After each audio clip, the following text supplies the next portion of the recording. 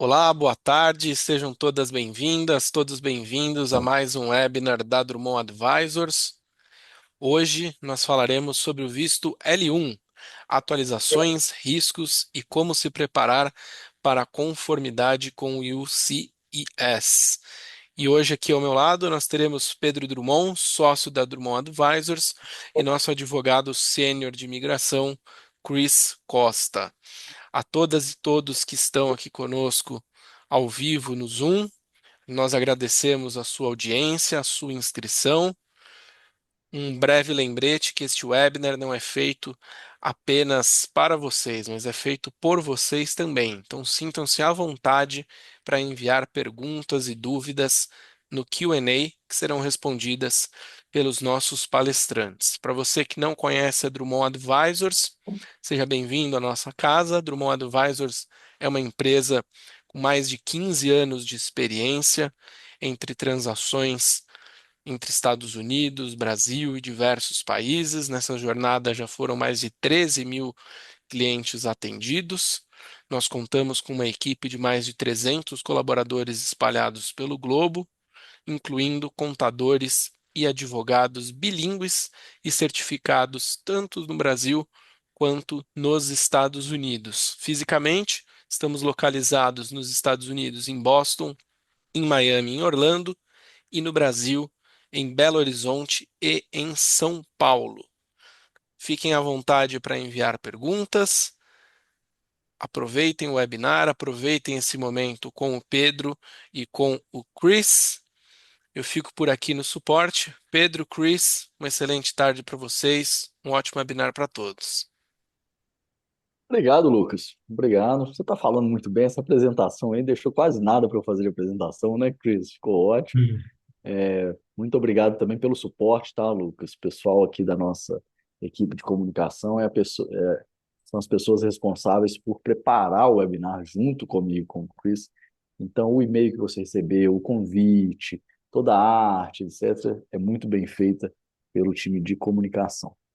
Bom, uma coisa importante aqui da nossa dinâmica, tá, pessoal? É, Façam perguntas, tá? Eu e o Chris vamos falar sobre o tema. Vou voltar aqui na tela do, do título do webinar, do tema. Então, eu e o Chris vamos falar ao final do webinar. Tem um momento só para perguntas e respostas. Então, vocês podem fazer lá no final. Nós certamente vamos responder as perguntas ao final que vocês enviarem. Porém, não precisa guardar até lá, não. Podem ir mandando as perguntas. Eu e o Lucas e o Chris vamos pegando aqui. E talvez, a depender do tema, a gente já pinça a sua pergunta, responde na hora mesmo e vamos tocando, tá bom? Uma outra coisa importante. Aqui a gente não tem o famoso retorno, então a gente não sabe como que tá aí o áudio para vocês. Deixa eu só testar o meu áudio com todos aqui. Vocês me escutam bem? Coloquem ali no chat, por favor, se está todo mundo escutando bem, para a gente começar. E eu chamo o Chris. Todo mundo ok no meu áudio? Funciona? Vamos lá no chat, por favor. Deixem lá. Ok. Funcionando? Ótimo. Já recebi aqui as mensagens funcionando. Chris, dê um oi para todo mundo aí e a gente começa com uma breve apresentação. Eu vou passar ali para o próximo slide. Olá, todo mundo. Prazer estar aqui em mais um webinar, agora sobre o visto L1. Boa, e a gente vai falar sobre atualizações, riscos e como se preparar para a conformidade aí junto em 2026, né? Algumas novidades no visto L1. Pessoal, rapidamente falar um pouco aí da Drummond. O Lucas já falou bastante, falou muito bem a respeito dos nossos anos de experiência e etc. Deixa eu posicionar vocês no tema dentro da Drummond. A gente tem quatro grandes áreas. Aqui nós vamos estar falando de dentro de um tema que está dentro da área do legal, jurídico, tá? Tanto eu quanto o Chris somos advogados licenciados nos Estados Unidos, com mais de uma década de experiência na área imigratória. Então a gente está sentado, eu e ele estamos sentados aqui, ó, nessa área aqui do jurídico.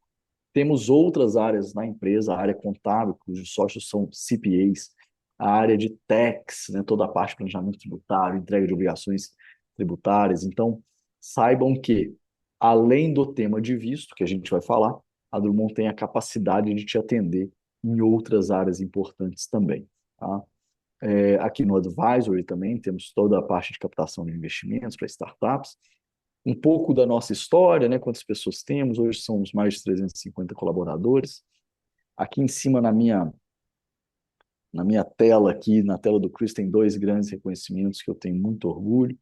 Aqui um reconhecimento da Leaders League, a gente usa esse selo de 2025, mas na verdade nós somos eleitos, né, pela Leaders League, mediante uma pesquisa de mercado, como empresa líder da área de Global Mobility nos anos de 23, 24 e 25, esse aqui é o mais recente. E aqui do lado um reconhecimento também que eu tenho especial orgulho, para quem é aí do Brasil, a Análise Advocacia é provavelmente o principal anuário de pesquisa de mercado para escritórios.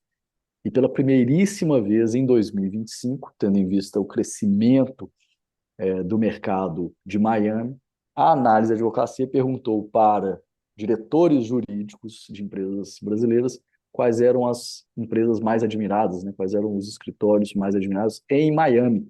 Então foi a primeira vez que a análise fez a pesquisa para um mercado específico fora do Brasil, em Miami. E aí nós tivemos o orgulho de ser eleito um dos escritórios mais admirados de Miami.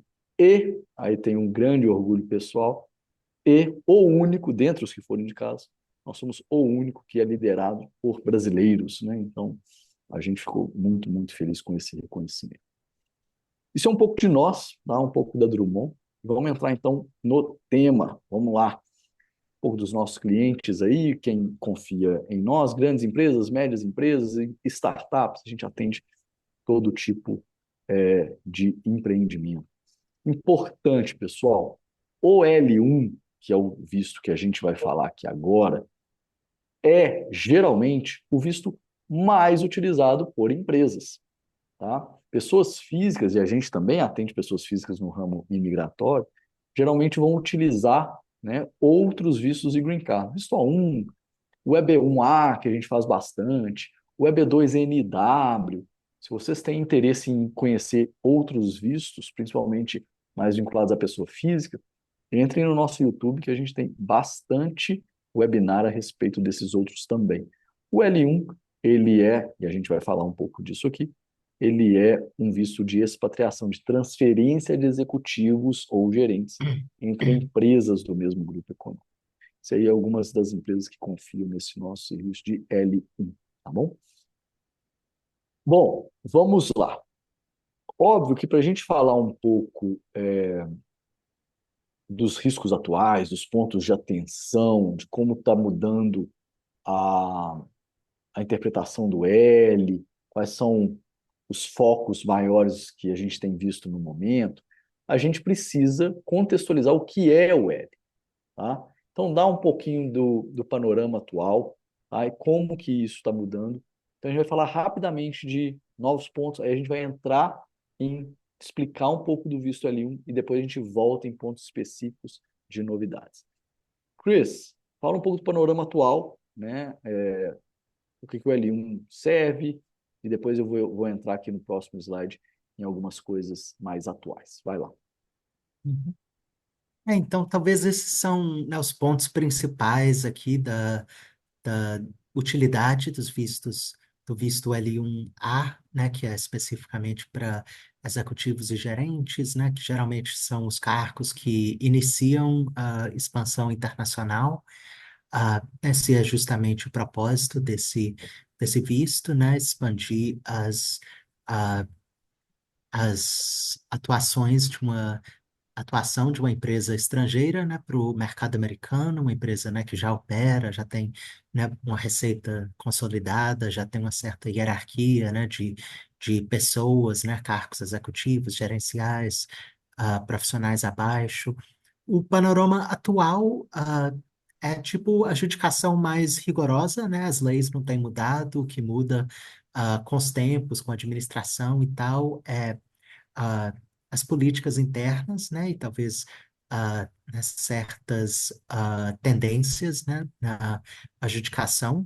Então, né, o que a gente está vendo é o governo querendo ver tipo mais evidências possibilidade de uma empresa nova suceder no mercado americano, que alguém realmente tem um cargo executivo ou gerencial, né? Pontos assim, os pontos mais importantes para o visto L1.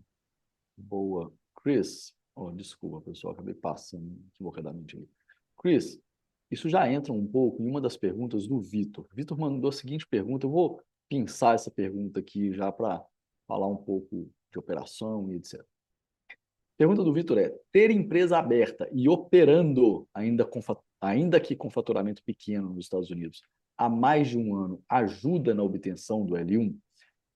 Vitor, isso fala um pouco dessa última parte aqui do slide, ó, o foco do USIS na substância operacional. Então, eu vou responder a sua pergunta. De novo, a pergunta dele é: ter empresa aberta e operando, ainda que com faturamento pequeno nos Estados Unidos há mais de um ano, ajuda na obtenção do L1?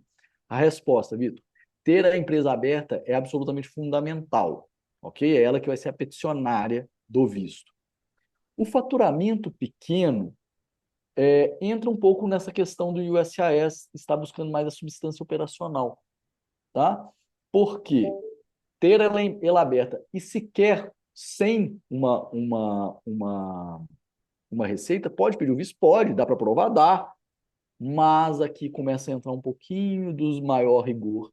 É melhor que ela já tenha um pouco mais de substância operacional para melhorar as chances, tá? De novo, você pode pedir o L1A, e a gente tem N aprovações, de empresas que sequer têm receita no primeiro momento. Ela já está aberta e ainda não operando, porque ela vai operar, ela vai iniciar a operação, mas hoje a gente tem visto uma maior dificuldade em casos como esse, tá bom? Vamos seguir um pouquinho aqui. Mudança de postura do USCIS. Acho que é muito disso aí que a gente começou a dar uma pitada. Chris, fala um pouco dessa mudança. Então, né, análises mais detalhadas, decisões orientadas por evidência, ah, só planos, né, prospectivos, sem serem apoiados por evidências, né, não seriam o suficiente. Ah, mas a gente vai talvez entrar nos detalhes, um tipos de visto L1, mas tem a modalidade de novo negócio, que é uma empresa que está operando com receita e funcionários há menos de um ano, ou de uma empresa existente, né, que está operando com receita e funcionários há mais de um ano.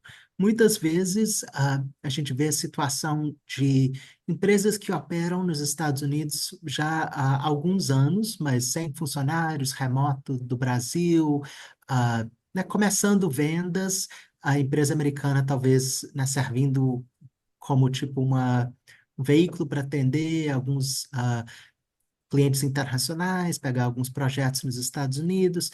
Isso pode ajudar na avaliação de uma empresa como novo negócio, porque aí pelo menos mostra um histórico de vendas e, né, já ajuda, né? Entra nesta questão de operação real. Aí um novo negócio vai ter um ano para se estabelecer no mercado, ah, realizar, né, ter uma boa receita, contratar pessoas, que talvez é o mais importante. Então, já ter um histórico de vendas, até se não for tão alto, ajuda. Aí a gente tem que mostrar, né, algumas evidências e planos, né, que certas metas financeiras em plano de negócios de 5 anos vão ser atendidas no primeiro ano. Boa. Chris, deixa eu chamar a atenção para uma palavrinha aqui desse slide. A gente colocou mudança de postura do USIS, né? Mudança de postura.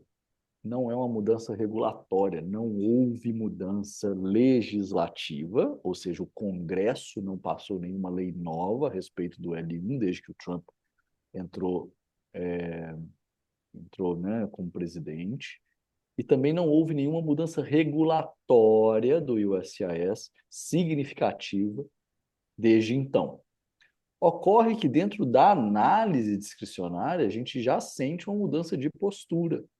Ou seja, é a mesma análise é a análise da mesma lei, do mesmo regulamento, com outro olhar, com outro foco, com maior rigor. Tá? Isso é importante que vocês entendam, para que reforce sempre a ideia de que não é que ficou nada inviável, de forma nenhuma. Tá? Até aqui a gente não tem visto, por exemplo, um aumento de negativas. Não, não é isso. O que tem havido sim é um aumento de RFIs, por exemplo, né, Chris, que é solicitação de novas evidências, mais documento, e mais documento, e mais documento. Ou me explica melhor isso, me explica melhor aquilo, tá? Lá no final a gente vai explicar também um aumento, e aí sim um aumento significativo de vistorias, né, de auditorias, de fiscalização após a obtenção do L1, visitas, né, das autoridades americanas à operação para ver se ela está rodando conforme foi planejado. Isso a gente vai falar nos últimos slides um pouco sobre isso e outras mudanças mais práticas. Tá? Vamos lá, então. Para entender essas mudanças, a gente tem que entender, obviamente, do que se trata. Tá? Então, a gente vai entrar rapidamente nos requisitos, explorar o que é o quê. Já tem umas perguntas interessantes chegando aqui. Talvez eu já vá pensando à medida que o Chris repassa os slides. Fique à vontade, Chris, pode seguir. Tá. Então, o visto L1A é para transferência de executivos ou gerentes, pessoas que atuaram como executivos ou gerentes por pelo menos um ano no exterior e vão assumir essas posições também nos Estados Unidos. Né, um gerente pode assumir uma posição executiva, né, nos Estados Unidos, não precisa ser na mesma linha. E o L1B é para alguém que teve uma posição de profissional com conhecimento interno especializado na empresa ah, por pelo menos um ano, nos últimos 3 anos, e o visto L1A para executivos ele é válido por até 7 anos, né? Tem o período inicial ou de um ano para um novo escritório, uma companhia que está fazendo negócios nos Estados Unidos, com receita e funcionários há menos de um ano, ou 3 anos para um negócio existente, renovações e incrementos de 2 anos. O L1B para profissionais com conhecimento interno especializado é de até 5 anos. Antes do final do quinto ano, se a pessoa foi promovida a um cargo gerencial ou executivo, né, tem como ter mais 2 anos. Continuação para Green Card. O EB1C é para pessoas que foram expatriados como executivo ou gerente, então né, eles tiveram essa experiência no exterior.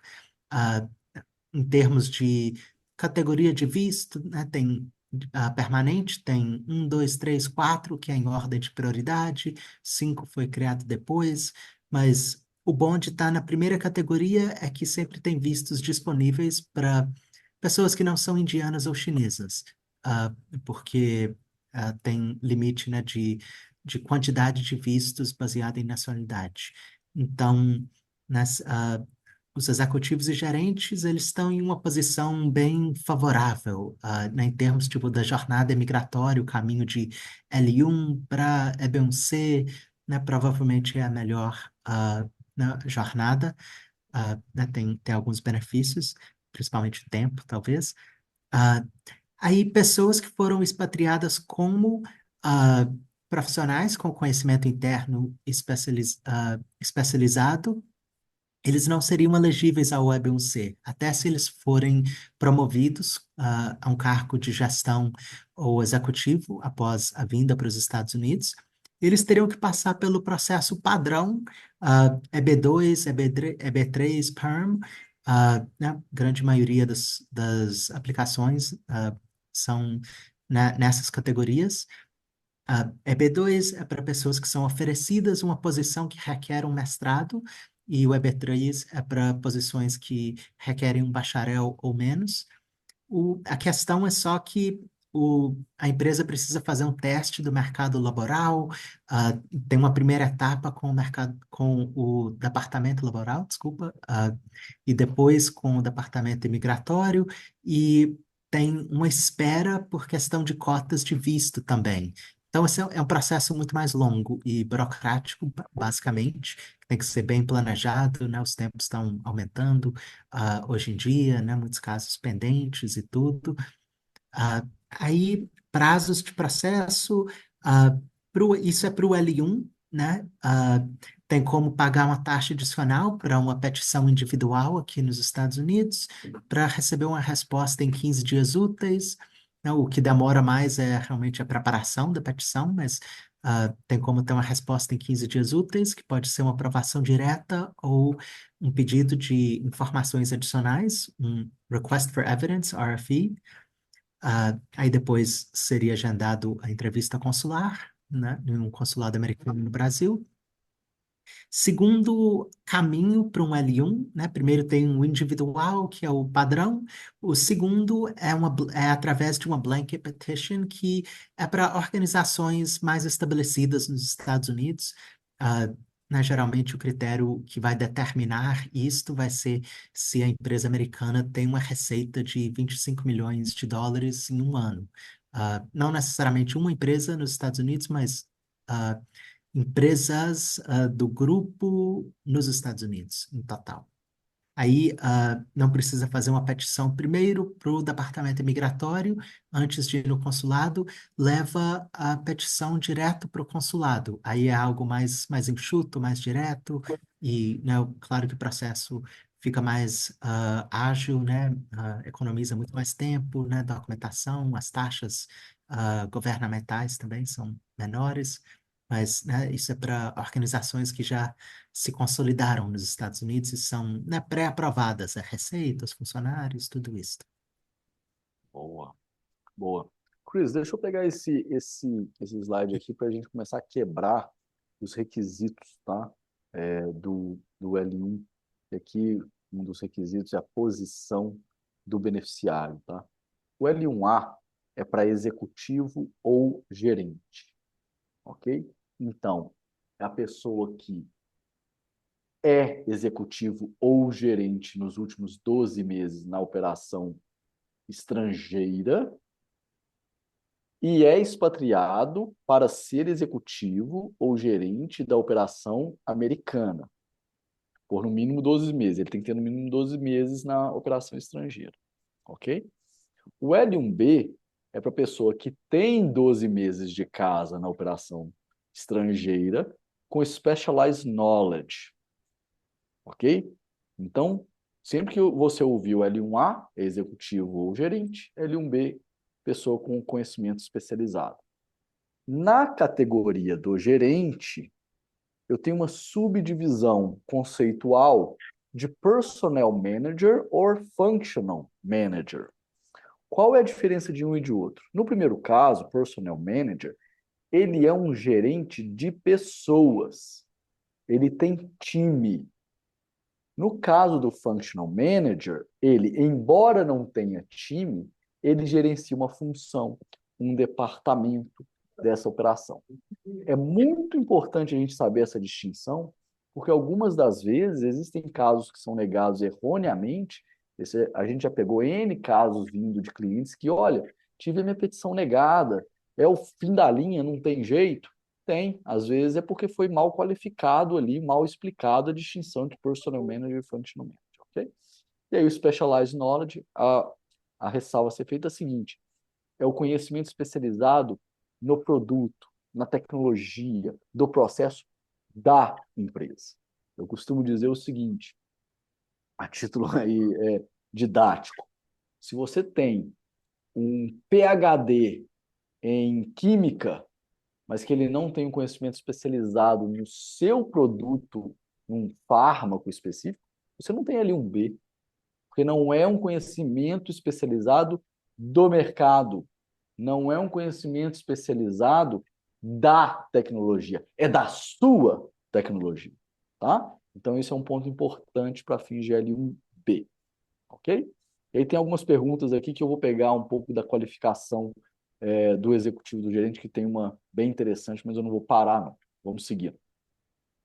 Chris, fala um pouquinho aí de tempo de operação. Também tem uma pergunta muito boa sobre New Office, para a gente explicar. Aqui veio do César. Ele tem uma pergunta boa aqui para New Office. Mas passa primeiro, Chris, esse slide, e depois eu entro na pergunta. Uhum. Então, esse slide, ele só talvez vai dar ênfase um pouco mais em né, o que determina no Office ou não, né, porque isso é uma dúvida bem comum. Então, principalmente, né, um negócio existente vai ter pessoas e receitas há mais de um ano, né? Muitas vezes a gente vê um negócio que tem receita há mais de um ano, mas não pessoas. Então, nesse caso, né, seria melhor argumentado como novo escritório. Um novo escritório vai, tipo, vai dar um período de um ano, como nós falamos antes, para o primeiro expatriado, e é tipo um período condicional para a empresa desenvolver, e o governo ver se a empresa, ah, né, parece que está chegando, ou né, já ultrapassou as metas definidas em um plano de negócios de 5 anos. Né? Isto é um requisito para todas as petições L1 para um novo escritório que tem que projetar, né, receita, contratações para os próximos 5 anos, para mostrar que, eventualmente, a empresa ah, vai, vai criar uma organização hierárquica, multinivel aqui nos Estados Unidos, e é muito importante, né? Claro que a, né, receita demonstra que vai ter essa possibilidade, também que vai ter atividade, né, de negócios para todo mundo, e ah, eles querem, o governo também vai querer ver as qualificações específicas das posições projetadas. Né, então, que vão ser posições que requerem bacharel, experiência, né, tudo isso. Então, é um plano de negócio um pouco diferente de um plano de negócios apresentado para um banco, para um empréstimo, por exemplo, porque é muito focado ah, nessa hierarquia de pessoas e as qualificações necessárias, tem que projetar salários e tudo, né? Salário de mercado. E outro requisito para o visto L1 para um novo negócio é que tenha um contrato de aluguel assinado por pelo menos 12 meses, com espaço para todos os contratados projetados no primeiro ano. Aí o governo vai ter ah, uma certa expectativa de espaço por pessoa, tipo executivos ou gerentes, 100 square feet, ah, profissionais, né, podem ter cubículo, né, 42 square feet, né, aí a gente tem que incluir o floor plan, né, eles analisam isto, localização do escritório para ver se faz sentido, né, tudo é parte desse análises, né, se o negócio vai dar certo no primeiro ano, se vai atingir as metas. E é justamente nisso, né, que eles talvez estão um pouco mais rígidos.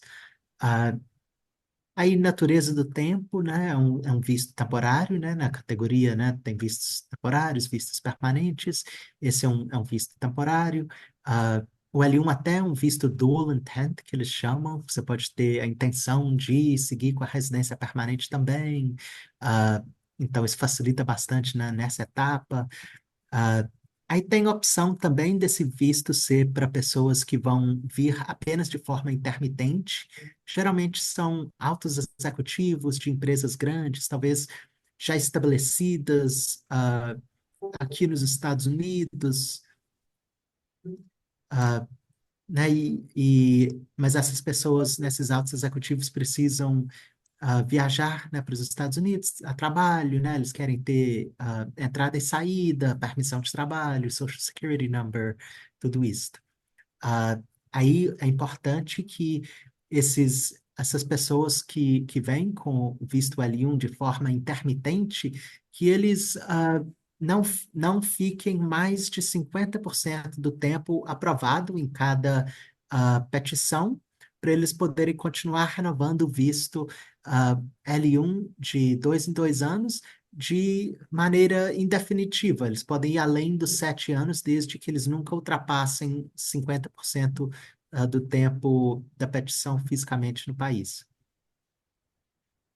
Aí, né, Ó, por último, ah, o L1 é para o beneficiário principal, e o beneficiário pode trazer cônjuge, filhos abaixo de 21, e o cônjuge que tem permissão de trabalho, que não são todos os vistos temporários que dão, o cônjuge que permissão de trabalho, e agora o cônjuge que tem permissão de trabalho assim que entra nos Estados Unidos com visto. Antes, 2 anos atrás, tinha que aplicar para uma permissão de trabalho, que começou a, né, demorar muitos meses, né, como tudo, os tempos aumentando. Agora, né, melhorou nesse aspecto. boa. Ô, Chris, deixa eu usar esse slide aqui porque tem três perguntas interessantes, são cada uma encaixadas aí nesses três itens que você falou. Como eu prometi pegar a pergunta do César, que é muito boa. Uhum, O César diz o seguinte: no meu caso aqui, a empresa não existe nos Estados Unidos. Porém, temos um plano de negócio bastante robusto e parcerias com empresas americanas como a Microsoft. Porém, o plano é que, para iniciar a operação, precisamos do nosso executivo nos Estados Unidos. Entendi que está mais complicado nesse caso. César, o seu caso, ou seja, que a empresa ainda não está aberta, mas será aberta, lembre-se, precisa estar aberta para pedir o visto. O seu caso é exatamente o New Office que o Chris acabou de mencionar. Por quê? Porque é uma empresa que, no momento da petição, tem menos de um ano de operação. Sendo qualificada como New Office, a lei classifica, tá? Não tem escapatória quanto a isso. Sendo classificada como New Office, César, existem alguns requisitos adicionais. Primeiro e mais importante, ter um plano de negócios de 5 anos. Tá? Por isso também mencionou o aluguel e etc. Mas o mais importante é o plano de negócio, é onde eu quero explicar para você essa, entre aspas, maior dificuldade. César, a questão aí é a seguinte: como a empresa é recém-estabelecida, nós não temos um parâmetro para determinar o histórico de sucesso dela e de criação de empregos, de organização, o organizational chart dela. Então, César, o que você está apresentando para a imigração é uma promessa, é um plano de execução. O que fica mais difícil na análise, César? Que isso envolve naturalmente certa discricionariedade do examinador ao julgar se esse seu plano de expansão é viável. E aí, qual é. É lógico que a gente trabalha caso a caso isso, tá, César? Cada plano é um plano, nível de investimento, quantas pessoas serão contratadas. Se já tem clientes, o fato de você mencionar que tem parceria robusta com empresas americanas como a Microsoft, já tem um contrato assinado, tudo isso ajuda na construção do argumento. E o ponto principal, César, é que a gente tem que sair da promessa e entrar na realidade. Quanto mais eu puder demonstrar que essa promessa já está se concretizando, melhor. Exemplo: vou contratar 7 pessoas no primeiro ano, está no plano. Se eu já contratei uma antes mesmo de peticionar, olha eu tirando da promessa e trazendo para a realidade.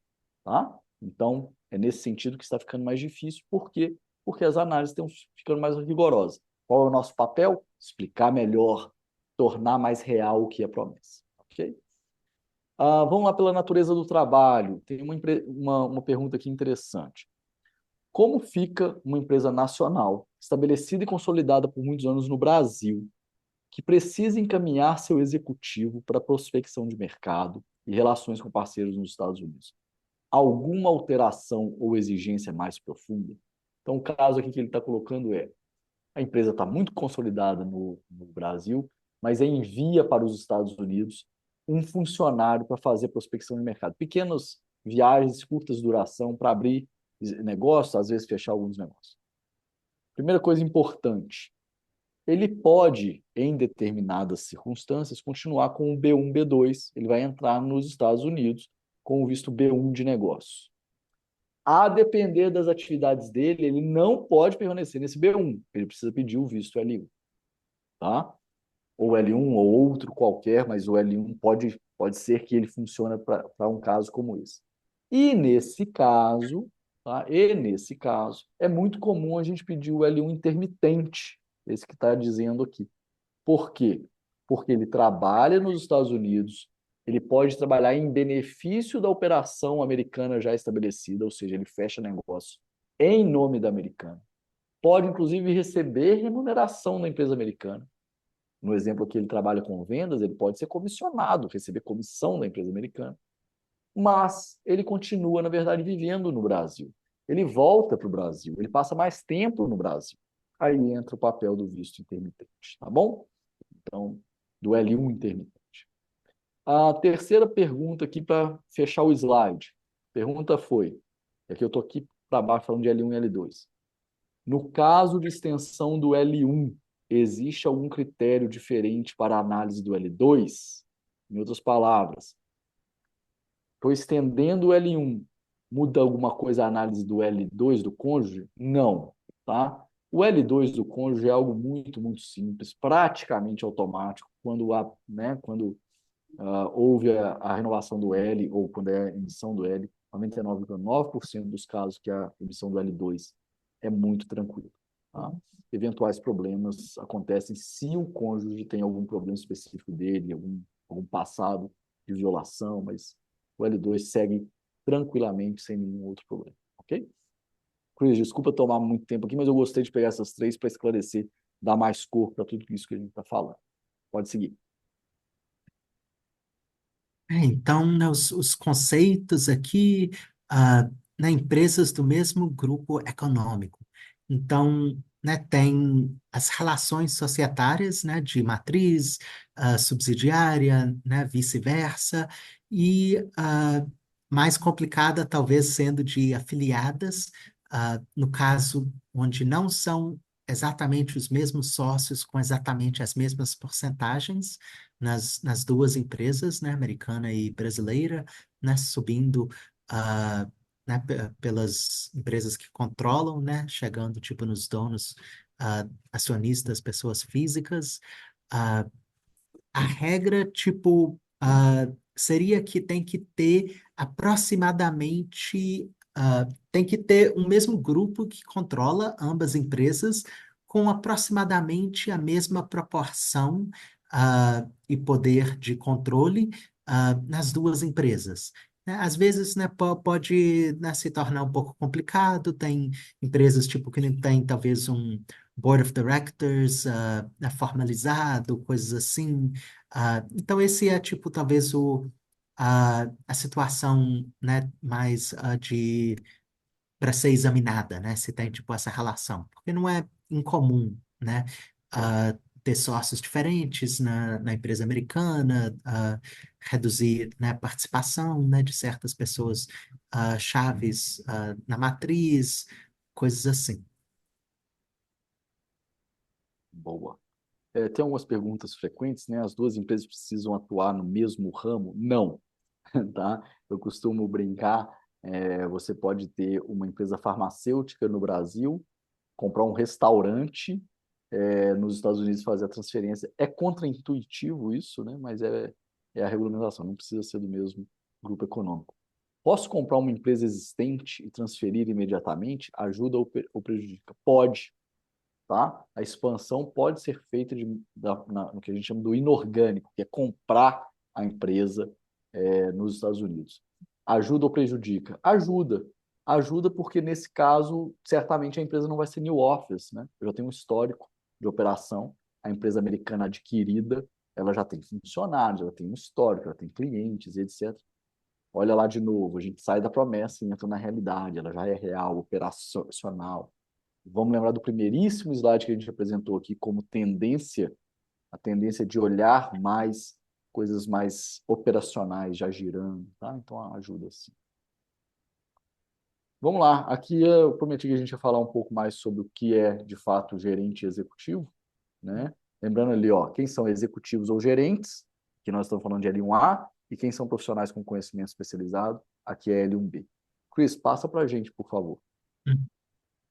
Então, tem um requisito que precisa ter no mínimo um ano na empresa, em tempo integral, durante os últimos 3 anos.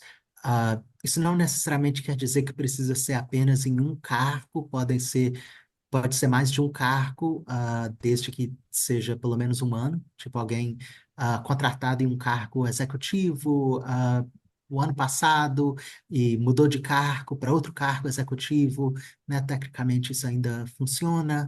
ah, e é um ano dentro dos últimos 3 anos. Então, a gente, né, não é incomum totalmente ver a situação ah, de uma empresa querer expatriar alguém que não é atualmente funcionário, mas era funcionário, tipo, por um ano e meio, vamos dizer, né, saiu, tipo, há mais de um ano, ah, algo assim, mas aí, né, dentro, tipo, do cálculo, no momento da gente dar entrada na petição, né, que também vai demorar um pouco, mas naquele momento a pessoa tem pelo menos um ano ah, em uma posição executiva, gerencial ou de conhecimento interno especializado nos últimos 3. Então, né, a gente normalmente submete 12 olerites, então né, são 12 meses completos.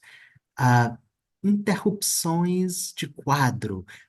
Né, isso é algo isso é um exemplo, talvez, de alguma coisa que o governo está ficando um pouco mais rígido, porque ah, as pessoas que são funcionárias no exterior, elas podem vir para os Estados Unidos com né, turismo, com visto B1. Muitas vezes é para fazer prospecção de venda, algo assim, relacionamento com clientes. Ah, aí curtas viagens, que não é definido exatamente o que que é curta, né? Mas hoje em dia o governo está esperando que viagens a turismo sejam até no máximo 30 dias, ah, mas curtas viagens a turismo não interrompem esse cálculo de um ano contínuo, mas tem que adicionar mais dias para, né? Os dias não contam, então tem que ter tipo mais de um ano nesse caso, né? Ah, mas viagens mais longas, né, vamos dizer, a pessoa passa 3 meses nos Estados Unidos para fazer um treinamento, alguma coisa assim. Né, isto pode se interromper. Né, e a gente já viu o governo, né, ficar um pouco mais rígido com isto, né, na etapa da petição ou até na etapa consular.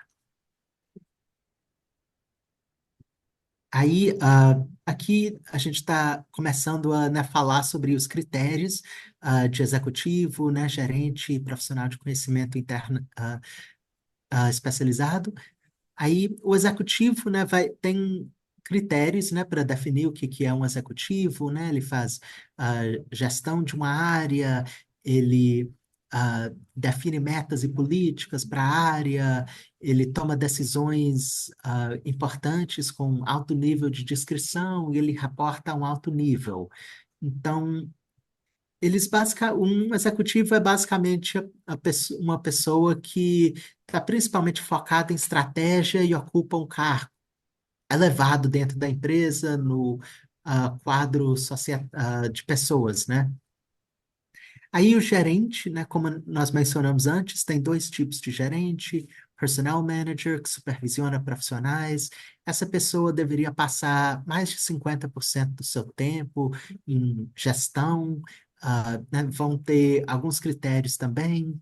Essa pessoa tem que gerenciar uma certa área da empresa, supervisionar profissionais, tem que ter autoridade sobre elas de contratação, demissão ou outras medidas gerenciais, aprovar férias, né, coisas assim. Geralmente, avaliações formais, né, sempre bom ter. Ah, e essa pessoa também precisa exercer discrição na sua área, mas não tão elevada quanto o executivo. O executivo tem que exercer ampla discrição, o gerente, né? Tipo, discrição, né, sobre a sua área. Ah, Aí a gente colocou aqui cuidado com o First Line Supervisor, porque a pessoa que está fazendo a gestão de pessoas que não são profissionais, talvez, né, supervisionando montadores em uma fábrica, né? Eles, para propósitos de visto L1, não seriam considerados gerentes, porque né, uma parte fundamental é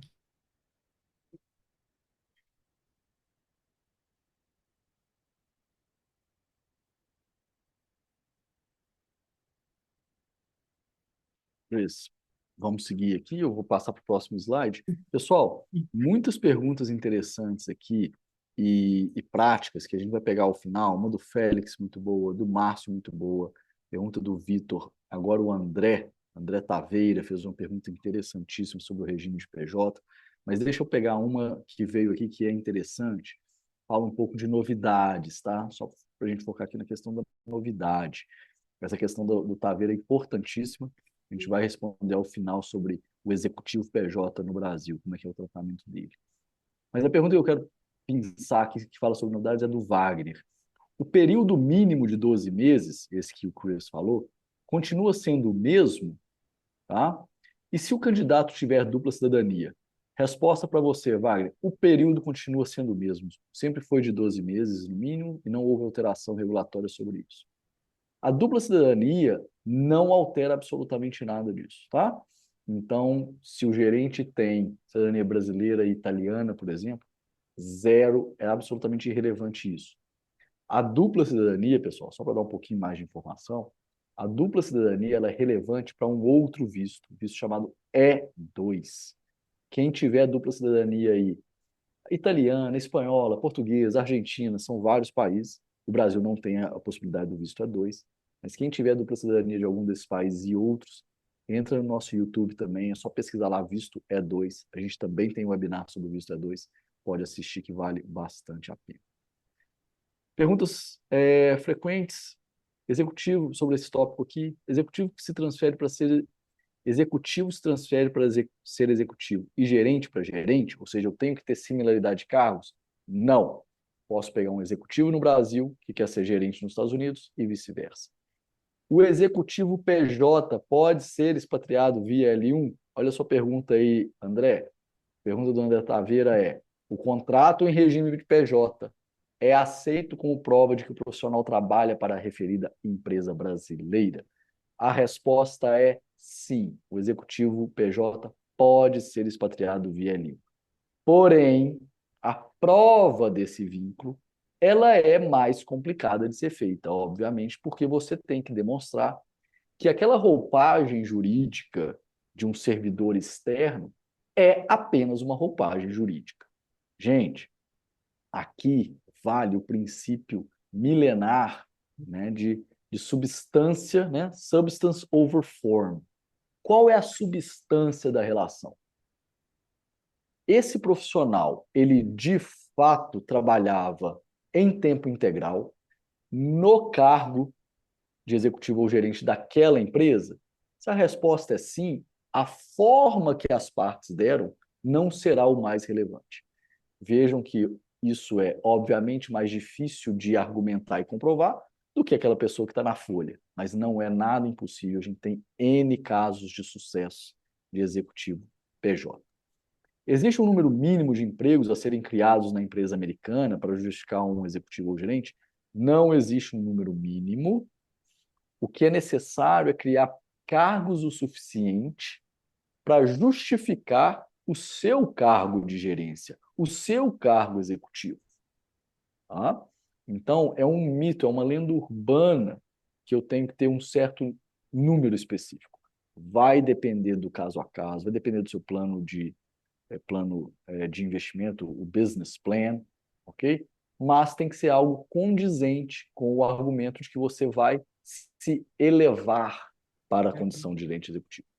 É esse o termo que a regulamentação e o USIS usa. Você tem que demonstrar que aquelas pessoas contratadas, sejam 3 ou sejam 30, vão ser capazes de te elevar para uma posição de executivo ou gerente. Okay? Pode fazer mudança de status dentro dos Estados Unidos? Pode. Tá? Pode entrar com visto B1, B2, por exemplo, e mudar o status para L. Quanto tempo leva no total hoje em dia, Chris? Como é que está o tempo de processamento? É lógico que tem o PPS, né? Mas sem o PPS, lembrando, tá, pessoal? Deixa eu só voltar nesse conceito que está lá no começo da apresentação. PPS é Premium Process Service. Ele, ao pagar uma taxa adicional para o governo, a gente tem a garantia de que o USCIS vai julgar o caso em 15 dias úteis. Caso isso não seja mas não opte pelo PPS, quanto tempo hoje está levando, Chris? Então, sem o processamento premium, talvez uma resposta demoraria uns 6 meses, por isso que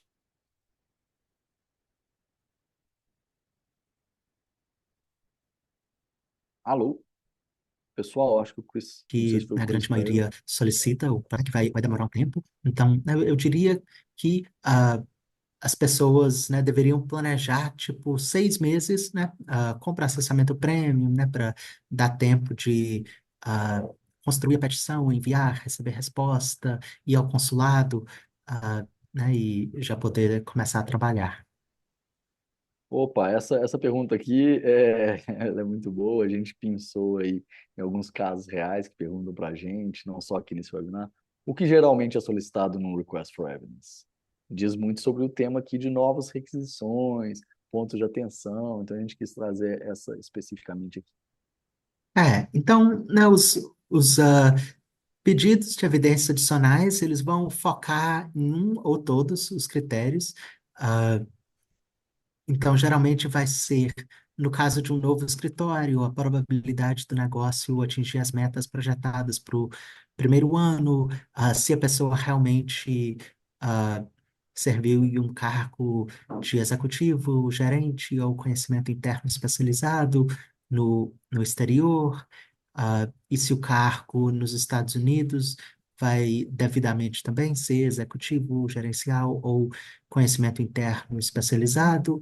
Ah, Aí, para o estrangeiro, né, eles também podem questionar, tipo, se a empresa estrangeira está fazendo negócios há pelo menos um ano, tipo, se a receita, né, é grande o suficiente, se tem evidência suficiente disto, né, muito é igual o Pedro mencionou no início, né, tipo, mais documentos, mais explicações, né, claro que a gente, né, tenta evitar isto, né, o máximo possível, reforçar, né, desde o início, para companhias mais estabelecidas, né, cargos mais elevados, aí as chances de pedidos de evidências adicionais talvez vão diminuindo. Para uma empresa existente, né, eles ainda podem talvez entrar em mais detalhes sobre a posição executiva, gerencial ou de conhecimento interno especializado. Eles usam não é palavreado padrão, assim, mas geralmente o que eles falam é que o que você falou é tipo bem genérico, né, poderia se aplicar a qualquer executivo, né, de certa forma, na indústria e tal. A gente quer, tipo, informações ainda mais específicas sobre né, o que que essa pessoa faz no dia a dia. E para o L1 individual, né, que não é o blanket, ah, a gente precisa inicialmente enviar uma tabela com as tarefas diárias e a porcentagem do tempo que é gasta nessas tarefas. Então, muitas vezes no RFI eles querem tipo entrar em mais detalhes sobre 25% do tempo da pessoa sendo gasto em reuniões internas, alinhamentos estratégicos com subordinados, etc., né, no caso de um gerente, né, vamos dizer. Aí a gente, né, tem que talvez quebrar esses 25%, né, em ah, menos tempo, né, 5% disto, 5% disto, 10% disto, e explicar e enviar documentações adicionais, agendamentos, planilhas de reportagem que o gerente revisa, né, coisas assim. Boa, Chris, muito boa. Deixa eu só pegar antes da gente passar para o pós, né? O que fazer depois do L1 aprovado. E aí tem muita questão aqui sobre esse próximo passo, tá? O green card, etc. Deixa eu pegar uma pergunta que fala um pouco, conversa um pouco com o que é solicitado no Request for Evidence. Acaba que é uma pergunta que aflige todo mundo, que é o que eles mais solicitam e onde que pode acontecer a negativa, né? O Chris já falou um pouco disso, mas eu vou puxar uma outra pergunta similar, que é a seguinte, do Márcio. O Márcio é grande parceiro nosso, um grande consultor de negócios nos Estados Unidos. Então ele sabe bem que existem tendências, né? Às vezes o USIS vai pegar mais pesado num visto, no outro. Hoje em dia é uma administração federal muito atenta à imigração, tende a ser mais minuciosa. Então a pergunta dele é: quais vistos atualmente estão mais favoráveis para transferências para os Estados Unidos, né? Márcio e demais. L1, O1, EB1A e EB5, a gente tem visto que, embora mais rigoroso, as aprovações estão sendo, né, normais, naturais, não está havendo nenhum tipo de discricionariedade absurda, não. Tá? Outros vistos, como o EB2NIW, qualquer tipo de reunião familiar, isso está sendo muito mais escrutinizado, né, muito mais verificado. Então, lembrando, O1, visto que a gente utiliza bastante também, EB1A, EB5 e L1 continuam sendo boas, excelentes avenidas aí para, para o profissional, tá joia?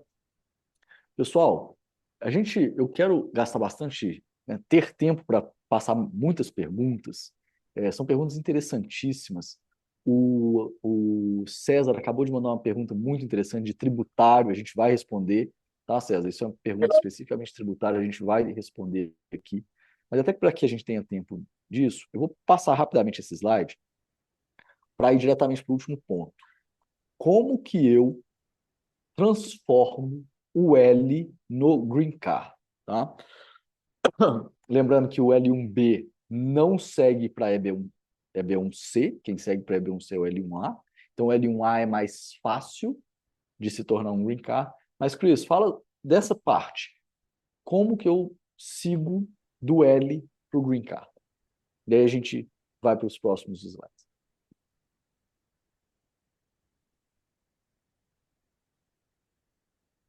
Alô, Chris? Ah, sim. Então, L para o Green Card, né? Como nós mencionamos, tem duas modalidades, né, para obter residência permanente. Tem o EB1C, que está na primeira categoria, trabalhadores prioritários, que é a categoria geral do EB1, né, que inclui EB1A, habilidades extraordinárias, EB1B, pesquisadores ou professores excepcionais, é B1C, executivos ou gerentes de multinacional. Então, né, esse cargo é relativamente direto, vai depender muito do desempenho da empresa nos Estados Unidos, se ela já talvez atingiu, né, um nível ah, onde tem uma hierarquia, né, mais robusta, mais complexa nos Estados Unidos, e se tem, né, o argumento que esse executivo ou gerente vai ser importante para continuar crescendo a empresa no mercado americano a longo prazo, porque agora, né, a gente estaria falando tipo do longo prazo em vez de próximos 2 anos, né, que seria o caso de uma renovação de visto L1. Então, é um pouco, né, subjetivo quando talvez a empresa está pronta, mas é algo, né, que tem que ser mantido em mente, né, porque o L1, né, tem prazo, né, e idealmente, tipo, até o quinto ano, né, todo mundo vai querer uma definição do futuro, né, tipo, vou ficar nos Estados Unidos, vou voltar, né, qual vai ser meu futuro com a empresa. Ah, né, então, essa seria a resposta para os executivos Chris, ou gerentes. Chris, uma questão muito colocada, são várias perguntas no mesmo tema, tá? Eu acho que com isso eu vou Uhum. responder umas 3 ou 4. Tempo mínimo de L antes de pedir os green cards, tanto na hipótese de new office quanto não new office. Fala desse tema, que você vai responder umas 3 pessoas aqui, eu estou passando, a gente tem muita pergunta, então estou querendo fazer um wrap-up aqui. Sim. Então, para novo escritório, a empresa precisa estar operando nos Estados Unidos há pelo menos um ano para poder solicitar um green card na categoria EB1C. Então, mínimo, né, 1 ano de operação. Aí tem que ver, né, se está tipo tá pronto, né? Então a pessoa vai fazer pelo menos uma renovação do visto L1. E essas coisas estiver indo, né, muito bem, contratou várias pessoas, né? Vamos dizer que a petição é para um executivo, tem gerente abaixo do executivo, pessoa qualificada e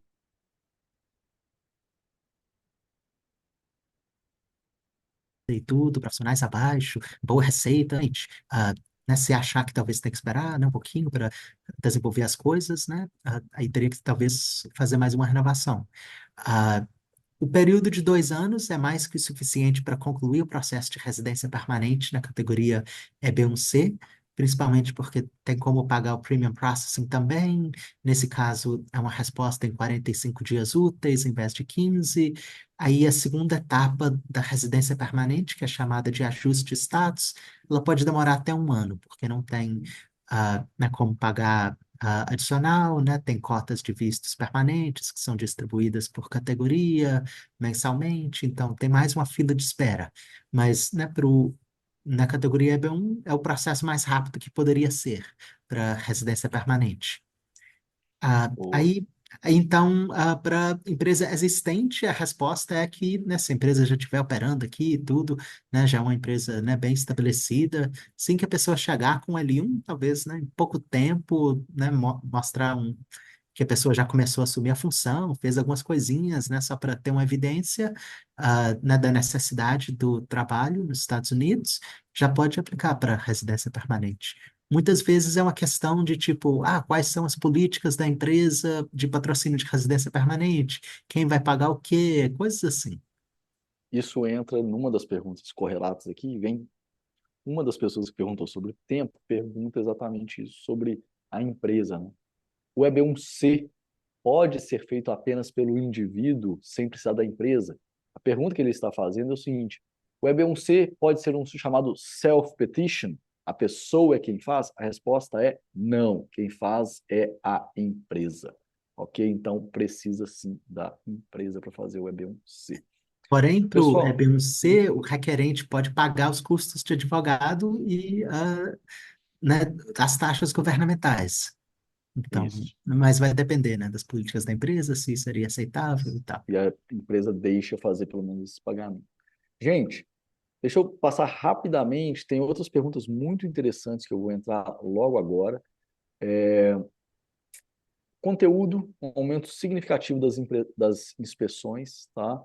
Então, aqui, uma coisa nova, e vocês devem ter acompanhado pela mídia, que todos os órgãos da imigração receberam um orçamento muito maior pelo governo Trump. Quando eu falo todos os órgãos, o que vocês veem na mídia do ICE, o chamado ICE, que está nas ruas e etc., o ICE é um dos órgãos, o USCIS é outro órgão e o CBP é outro órgão, ok?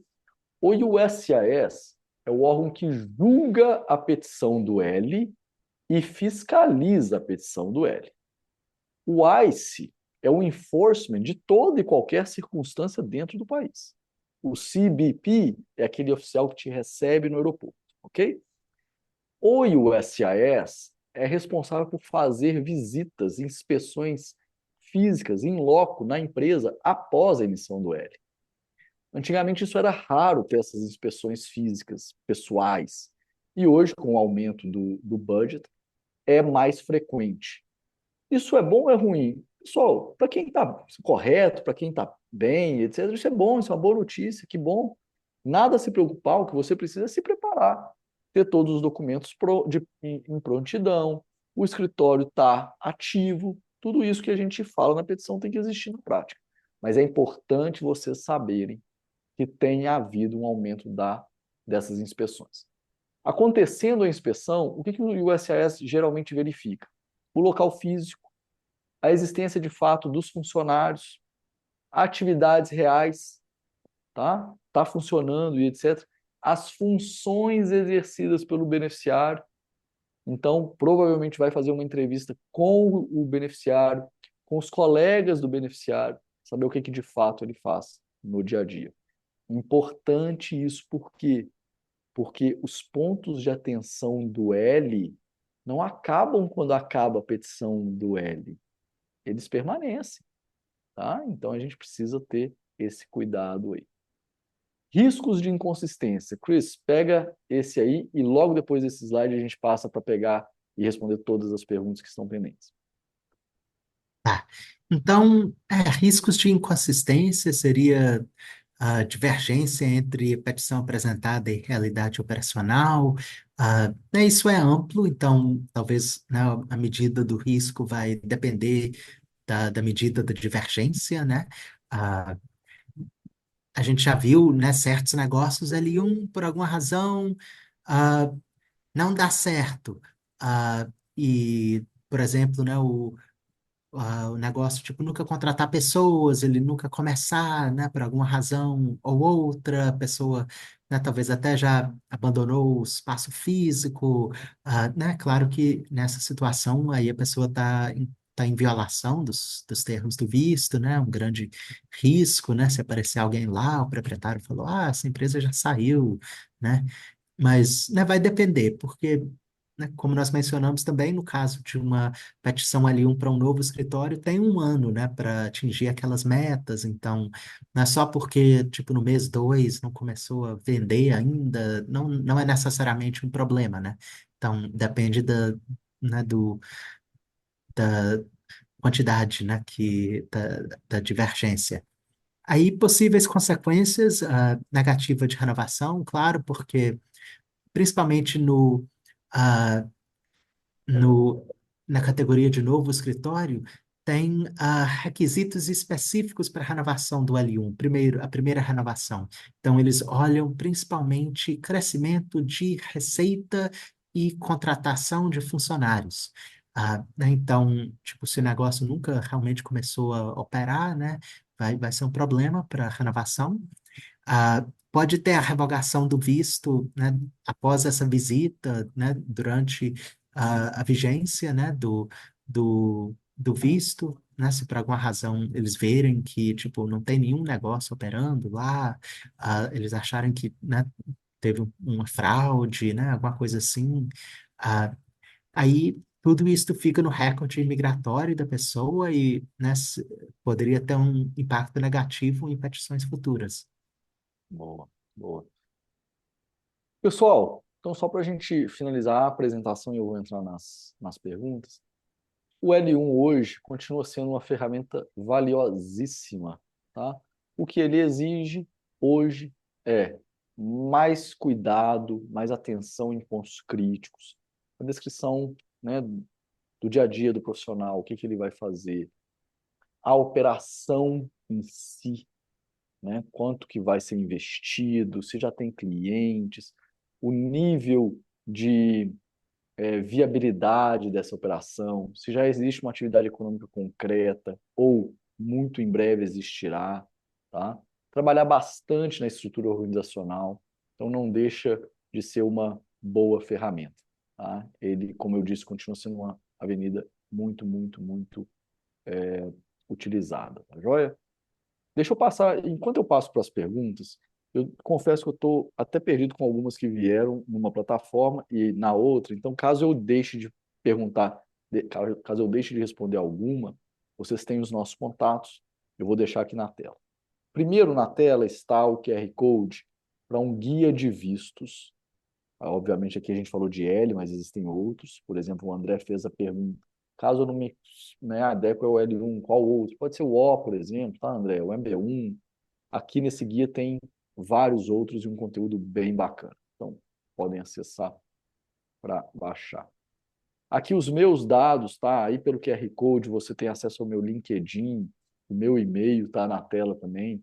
Eu e o Chris somos muito, muito, muito disponíveis para conversar com vocês depois aqui, tá? Aprofundar.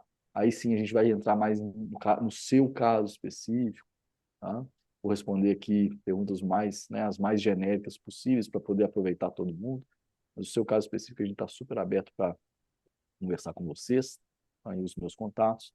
Aqui os contatos do Chris. Temos uma equipe vasta também que pode atender vocês, caso eu e o Chris não estejamos disponíveis, mas entrem em contato aí conosco, tá joia? Bom, aqui as nossas redes sociais, tá? Deixa eu voltar para o Chris, que eu fiquei pouco tempo nele, para vocês poderem acrescentá-lo. Vou pegar algumas perguntas interessantes. Pergunta do Márcio. Existe uma dificuldade real para alocação de espaço para empresa que não tem faturamento e garantia nos Estados Unidos, como a USAS requer? Márcio, a USAS requer, a gente precisa ter isso alugado. Se existe uma dificuldade interpartes, ou seja, com o locador, Márcio, geralmente isso é facilmente solucionado com um secure deposit, tá? No mais das vezes, o locador exige um depósito de garantia para fechar o aluguel. Então, os nossos clientes não relatam dificuldade quanto a isso, relatam sim essa necessidade de negociar, tá? Não vejo como um grande problema, não. O Félix, a pergunta do Félix é a seguinte: temos um cliente nos Estados Unidos, ou seja, a empresa do Félix tem um cliente nos Estados Unidos, e esse cliente nos colocou que não podemos fazer reunião de negócio com os nossos clientes em comum, no caso de indústrias. Segundo o nosso cliente, para entrar nestas empresas que atendemos em comum, é necessário ter um visto de trabalho. Neste caso, entra o L1 intermitente. Félix, difícil saber o que está na mente deles, tá? Eu vou te dar a regra e aí a gente pode entender o que eles podem estar pensando. A regra aqui é a seguinte, Félix. A linha divisória mais clara em relação a isso diz respeito a qual empresa você está representando. Se você está numa reunião de negócios em solo americano, em nome da empresa brasileira, representando a empresa brasileira, em benefício da empresa brasileira, no mais das vezes você vai se encaixar, na verdade, no visto B1, que é de negócios, e não haveria problema. O que pode estar acontecendo é que o seu parceiro de negócios, pode ser que ele esteja entendendo que, no momento que você e ele, parceiro, entram na mesma reunião para oferecer um serviço conjunto, talvez ele esteja entendendo que você está violando essa regra, porque você está negociando também em nome dele, logo em nome de uma pessoa jurídica americana em solo americano, o que aí sim viola o visto B1. Qual que é o conselho aqui, Félix? Seja o mais conservador possível. Se você está numa zona cinzenta, vamos tentar o L1 intermitente, sim, pode ser um bom caminho, tá bom? Deixa eu pegar uma pergunta super interessante do César aqui. O César até fala que agora ele entendeu, que acha que é o caso de um L1 New Office mesmo, fala do valor do faturamento deles aqui. César, parece super robusta a sua petição, empresa de faturamento alto, sério o projeto, parece um L1 muito forte, muito bacana, é plenamente factível. Mas vamos lá, vamos responder a sua pergunta, que é uma pergunta de tributário. Caso o executivo transferido, né, o executivo que foi transferido com o L1, mantenha renda no Brasil também, entra no imposto de renda mundial, o Global Taxation, e terá que pagar imposto de renda da renda brasileira nos Estados Unidos? Em outras palavras, o que o César está dizendo é o seguinte: o executivo foi transferido, ele reside nos Estados Unidos, recebe um salário, mas ele tem renda também do Brasil. E essa renda brasileira é tributada nos Estados Unidos? A resposta, César, é a seguinte: se esse executivo já se tornou residente fiscal americano, o que na imensa maioria das vezes do L vai acontecer, as exceções são os casos de L1 intermitente. Ou seja, se ele se tornou residente fiscal americano, a resposta é sim, a renda brasileira estará sujeita à tributação nos Estados Unidos. Existe uma sistemática de crédito e débito, existem estratégias de planejamento tributário que reduzem essa tributação de maneira plenamente lícita, mas a resposta é sim, tá, César? Os Estados Unidos adotam o conceito de global taxation para todos aqueles que se tornam residentes fiscais americanos. Existem duas hipóteses de residência fiscal americana. Uma é o green card holder. Quem tem green card se torna residente fiscal no ano 1. Quem tem visto, como é o caso do L1, é um visto, torna-se residente fiscal americano depois de transcorrer 183 dias em solo americano.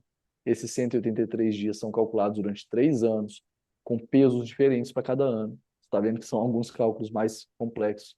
Não vamos nos aprofundar aqui nisso, só te dar essa informação geral, depois a gente pode bater um papo aí separadamente para aprofundar para você. Pergunta interessante aqui do Vitor. Sou CEO de uma empresa SaaS, sediada no Wyoming, com mais de 1 ano de operação, receita recorrente, intellectual property registrado nos Estados Unidos, contratos com fornecedores americanos, enfim, parece bem operacional. Hoje temos desenvolvedores brasileiros contratados e clientes apenas no Brasil. O objetivo do L1 é permitir que o CEO se estabeleça nos Estados Unidos para estruturar a operação americana e desenvolver o mercado americano. Pergunta dele é: considerando o modelo SaaS, esse enquadramento é adequado? As próximas contratações precisariam ser necessariamente de americanos? Vamos lá, Vitor, tentar dissecar isso um pouco e ser mais abrangente para aproveitar todos aqui, tanto no caso concreto. Importante, o ramo de atuação é absolutamente irrelevante.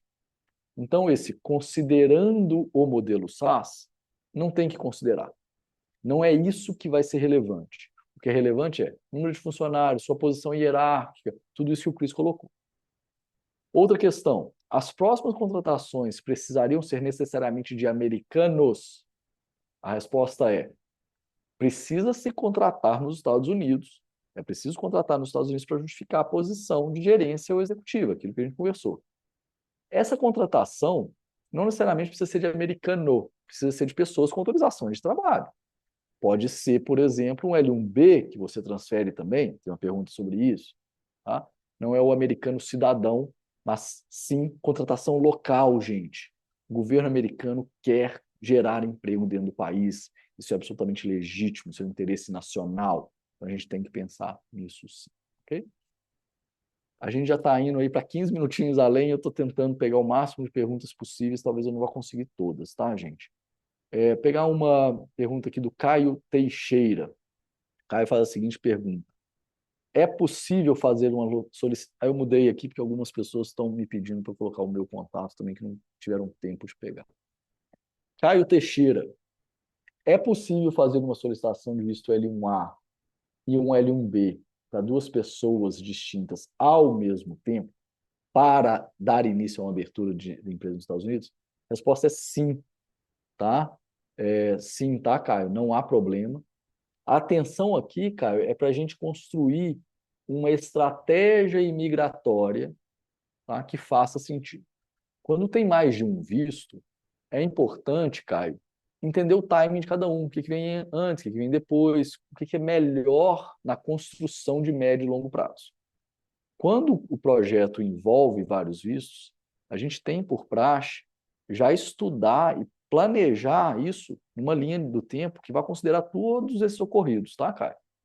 O L1A, o L1B, às vezes um O, tá? Então, é possível sim, mas é lógico que é muito, muito recomendável que se faça um planejamento mais amplo, ok?